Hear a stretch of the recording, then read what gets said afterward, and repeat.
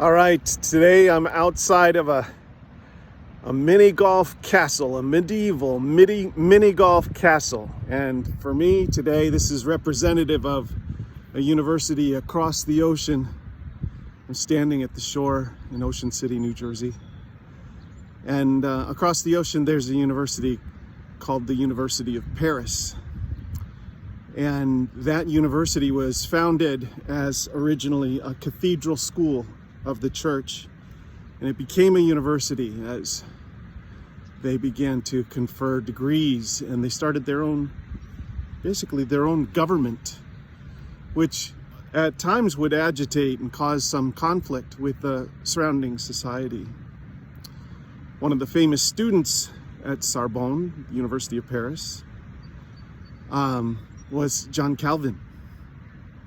I prayer walked Sarbonne a number of years ago. Made it a point when I flew into Paris, had meetings in Geneva and in Amsterdam, rented a car and had a bit of an experience driving around in Europe. It was great.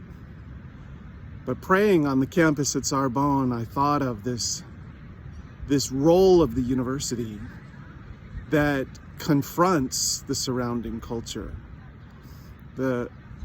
There were riots on the University of Paris at the time when Calvin was there, and some of those riots were certainly because it was a different government. They had a different perspective on the world around them, and they challenged the perspective of the world around them.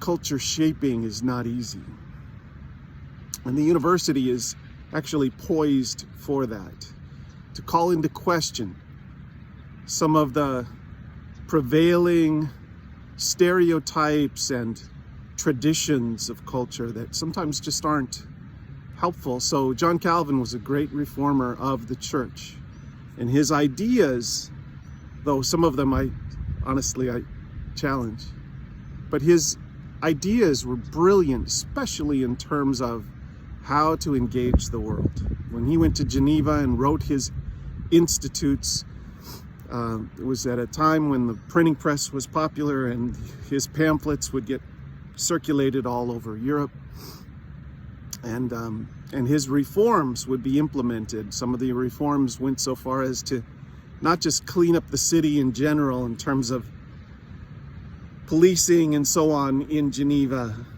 but the reforms that he brought to the city of Geneva included things like the sewer system. It was the smelliest city in Europe, fishing city.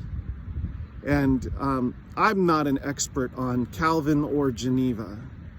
My focus has always been the university, and I see this role of the university to challenge culture. They say culture eats strategy for breakfast, meaning it's hard work.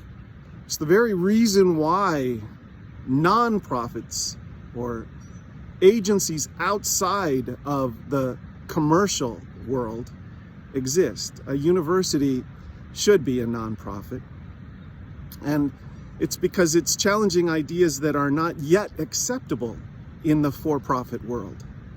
They're confronting ideas. They're bringing up reforms, new information, new knowledge that is for the betterment of the surrounding world, the society around them. In the areas of the sciences and in the arts and in business and in education and medicine and engineering and media. We've seen those tremendous advances that come from this ancient university founded around 1200 AD.